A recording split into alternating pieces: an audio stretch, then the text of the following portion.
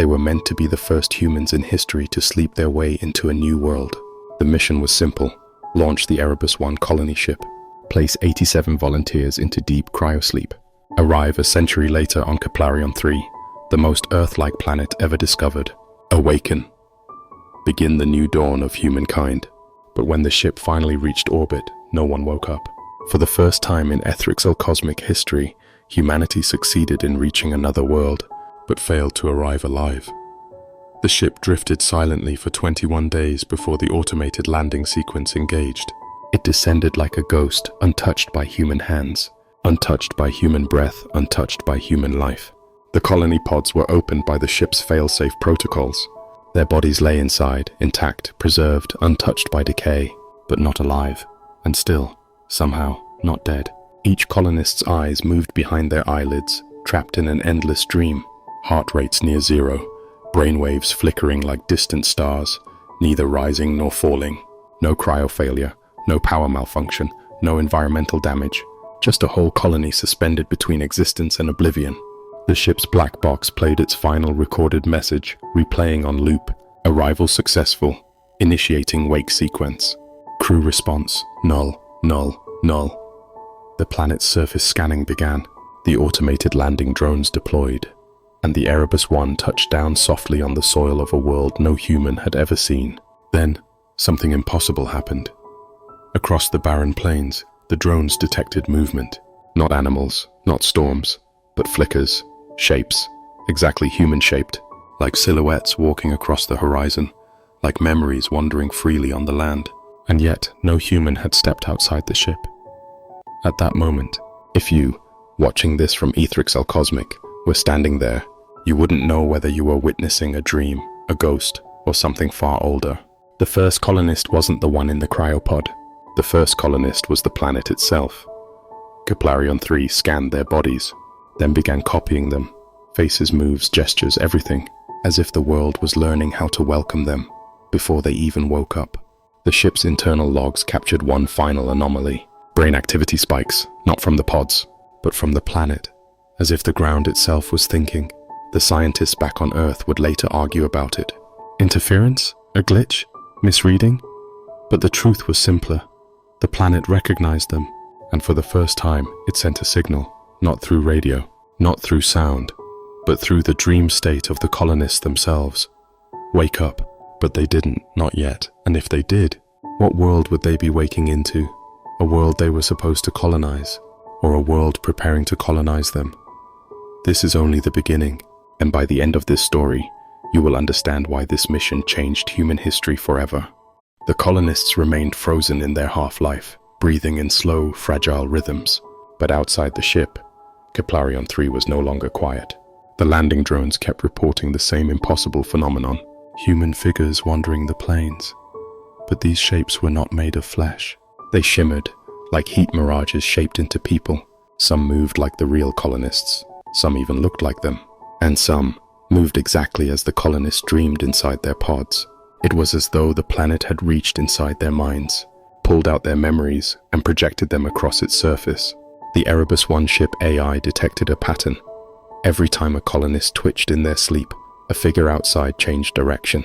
Every time a memory spiked, a silhouette appeared. The planet wasn't watching them.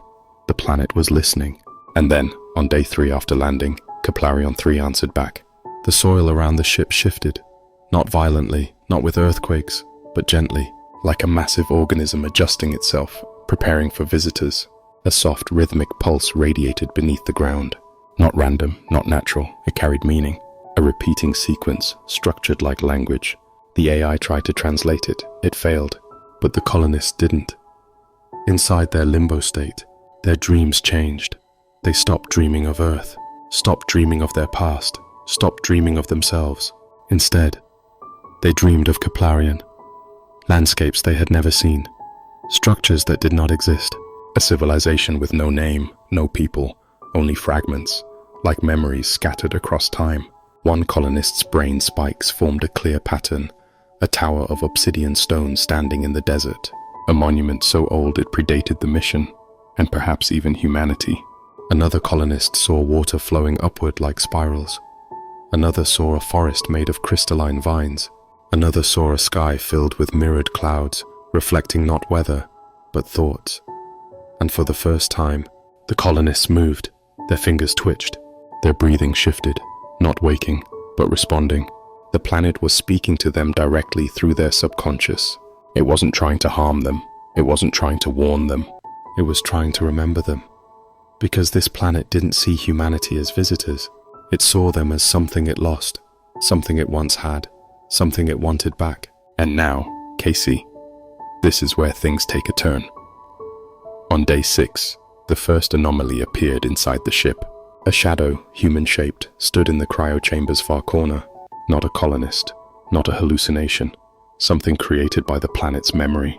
The shadow leaned over Pod 07 and whispered a single word: return. The AI scanned it. It had no mass, no temperature, no biological signature, but the colonist inside Pod 07 reacted instantly. Heart rate spike. Brainwaves flared. Their eyes opened, but the person inside did not wake. Only the body moved.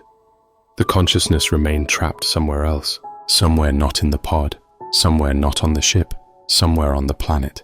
It was clear now. The planet wasn't only projecting their memories, it was pulling their consciousness outward, replacing reality with a shared dreamscape. Kaplarion 3 wasn't just a world, it was a mind that had been waiting for them for centuries, maybe longer. But the real question, the one that will decide humanity's fate, is this: why does the planet remember the colonists before the colonists ever arrived?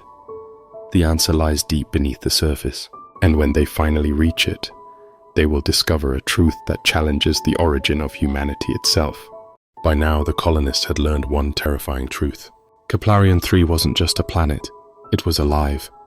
Not with plants or animals, not with wind or rivers. It was alive with memory. Every pulse beneath the soil, every shimmer of light across the dunes, every projected silhouette was a fragment of the colonists themselves, and of countless others who had arrived long before and long after. Commander Halden, awake only in body but not in mind, whispered to Rin, "This, it knows us. It knows everything we are." Rin's eyes scanned the horizon. Shapes moved, folding in and out of reality like origami made of light and dust. "Not just knows us," he said, "it's us. It's the history we forgot, and the history we never lived." The pods activated one by one, but not like they were meant to. The colonists inside didn't awaken. Their consciousness had been drawn down, into the world itself, into a labyrinth of crystalline tunnels beneath the planet's crust. And there, Casey, deep in the memory of Kaplarion, the colonists found it. A city. Not a ruin. Not alien. A city built entirely of human consciousness, layered in stone, crystal and light pulsating with data that felt alive. In the center, a chamber glowed brighter than 1,000 suns. And in it, the first humans who had ever left Earth for this planet, preserved in a state between life and death, between memory and reality.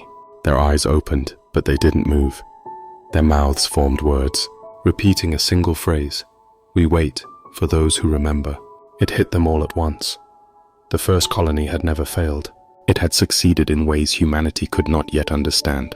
Kaplarion 3 had kept them alive, to teach future arrivals about themselves, to awaken the memory of what it truly meant to be human, curious, fragile, resilient, eternal. Rin stepped closer to the chamber. He felt a surge of thought, not his own, but part of him. "Casey," he could have said, "look at this," but there was no need. You, watching now through Aethryxalcosmic, already understand the weight of it. The planet pulsed, a heartbeat larger than any star. The city shimmered, and in that infinite hum of light, the colonists saw themselves, past, present and future all intertwined. And then finally, the pods opened fully. The colonists awoke, not as humans who had arrived, not as explorers who had landed, but as remembered echoes. The planet had given them their true selves.